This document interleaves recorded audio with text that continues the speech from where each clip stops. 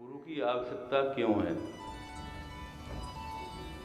बहुत लोगों के मन में शंका होती है कि गुरु बनाने से क्या होता है। मंत्र आदि तो पुस्तकों में लिखे हुए हैं,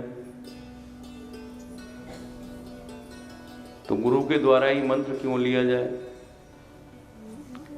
हम बिना गुरु के मंत्र लिए भी मंत्र का जाप कर सकते हैं। ऐसा विचार बहुत लोगों के मन में आता है। पर मेरे प्रेमियों, जितने भी हमारे शास्त्र, पुराण, वेद हैं, सब में गुरु की महिमा का वर्णन किया गया है कि गुरु के बिना ज्ञान की प्राप्ति नहीं होती और ना ही गुरु के बिना हम इस भवसागर से पार हो सकते हैं और ना ही गुरु के बिना भगवत प्राप्ति हो सकती है।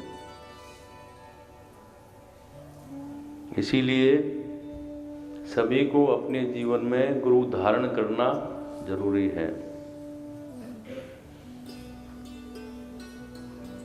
राम कृष्ण से को बनो तिन्हु ने गुरु कीन, तीन लोक के तारण तरण वो गुरु के अधीन। जो परब्रह्म परमात्मा हैं, साक्षात हरि हैं, उन्होंने भी गुरु धारण किया। अनेकों बार भगवान ने अपने श्रीमुख से गुरु की महिमा का वर्णन किया। भगवान तो यहाँ तक कहते हैं कि मोते अधिक संत कर लेखा। और भगवान राम सबरी जी को नवदा भक्ति में भी यही कहते हैं कि प्रथम भगत संतन कर संगा। क्यों? कोई तो कारण होगा मेरे प्रेमियों कि भगवान अपने श्रीमुख से भी गुरु का बखान करते हैं, महिमा का गान करते हैं। कबीर जी भी यही कहते हैं कि गुरु गोविंदो खड़े काके लागू पाए, बलिहारी गुरु आपनो दिन गोविंद यो मिलाए। तो किसी भी प्रकार की विद्या हो या ज्ञान, वो गुरु के बिना नहीं मिल सकता। चाहे कोई भी ज्ञान हो, सांसारिक ज्ञान हो या आध्यात्मिक ज्ञान हो। आप स्कूल में पढ़ने जाते हैं तो बिना शिक्षक आचार्य के बिना आपको ज्ञान की प्राप्ति नहीं होती। कोई भी विद्या आप सीखते हैं वो भी गुरु के बिना नहीं होती। तो हर जगह गुरु की जरूरत पड़ती है। गुरु बिन ज्ञान न होई, गुरु के बिना ज्ञान भी नहीं होता।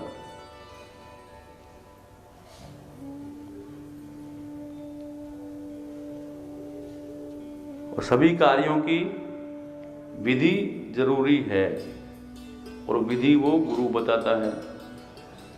और अविधि, बिना विधि के जो हम कार्य करते हैं वो असफल हो जाता है, उनका उचित फल हमें प्राप्त नहीं हो पाता है।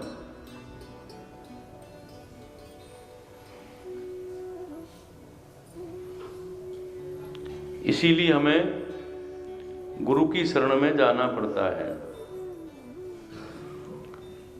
तभी कहा गया है कि स्तुति में गुरुर् ब्रह्मा गुरुर् विष्णु गुरुर्देव महेश्वरा गुरुर् साक्षात पर ब्रह्मा तस्मै श्री गुरुवे नमः। वो ब्रह्मा विष्णु महेश के समान है।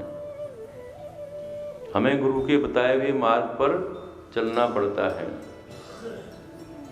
उस मार्ग पर चलने से हमें आत्मरूपी ज्ञान के तेज का प्रकाश होता है, जिससे सभी हमारे पापों का नाश हो जाता है। साधारण शब्दों में आपने सुना होगा कि गुरु का अर्थ क्या है। तो साधारण शब्दों में सभी ने यही समझाया कि जो अंधकार से प्रकाश की ओर ले जाए वो गुरु। जो हमारे आत्मा के अंदर, मन के अंदर जो अंधकार है, उसमें प्रकाश पैदा कर देने का काम गुरु का है। और कबीरदास जी ये कहते हैं कि सबसे बड़ा तीर्थ तो गुरुदेव ही हैं, जिनकी कृपा से सभी अनायास फल प्राप्त हो जाते हैं।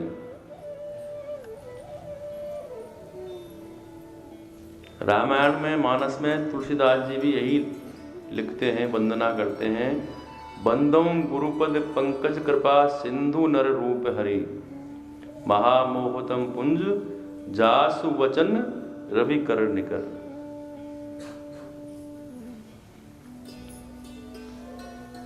तो तीर्थ गए तो एक फल, संत मिले फल चार, सदगुरु मिले अनंत फल, कहे कबीर विचार।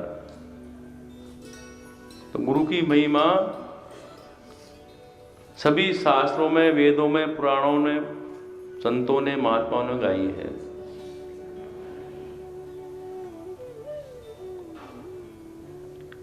और गुरु कोई पुस्तकीय ज्ञान नहीं है। गुरु आपको, जो गुरु ने अपने जीवन में अनुभव किया, भगवत प्राप्ति की, वही ज्ञान आपको गुरु देता है। यहाँ पर अनुभव ज्यादा महत्वपूर्ण है। भगवान शिव भी उमा जी से यही कहते हैं कि उमा कहूँ मैं अनुभव अपना, सत हरि भजन जगत सब सपना। यहाँ पर भी उन्होंने अनुभव की बात कही। तो गुरु शिष्य को सही दिशा निर्देश देकर सत्य पर चलना सिखाता है। ऐसे गुरु को भगवान मानकर उनके चरण कमलों की पूजा करनी चाहिए।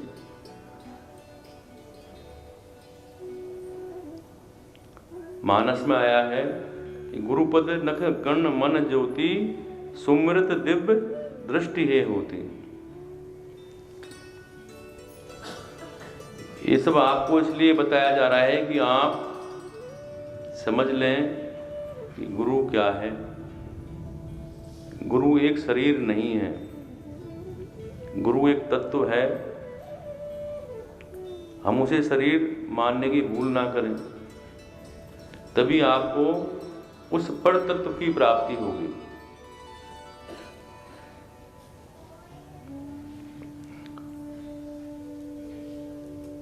तो सभी विषय वासनाओं, भोग की प्रवृत्ति से छुटकारा पाने के लिए हम गुरु की शरण स्वीकार करते हैं। पर मेरे प्रेमियों, गुरु और भगवान, इनमें कोई अंतर भी नहीं है। गुरु लोग भगवान की महिमा गाते हैं और भगवान संतों की महिमा गाते हैं। पर ये कब मिलेंगे? जब हमारा अंतःकरण शुद्ध हो जाएगा। भगवान अपने श्रीमुख से स्वयं कहते हैं कि निर्मल मन जन सो मोई, मोह कपट छल छिद्र न भावा। हमारा अंतःकरण शुद्ध होना चाहिए। गुरु के सामने शिष्य को अपनी मर्यादा का पालन करना चाहिए, उनके बताए हुए मार्ग पर चलना चाहिए और उनके वचनों पर विश्वास करना चाहिए।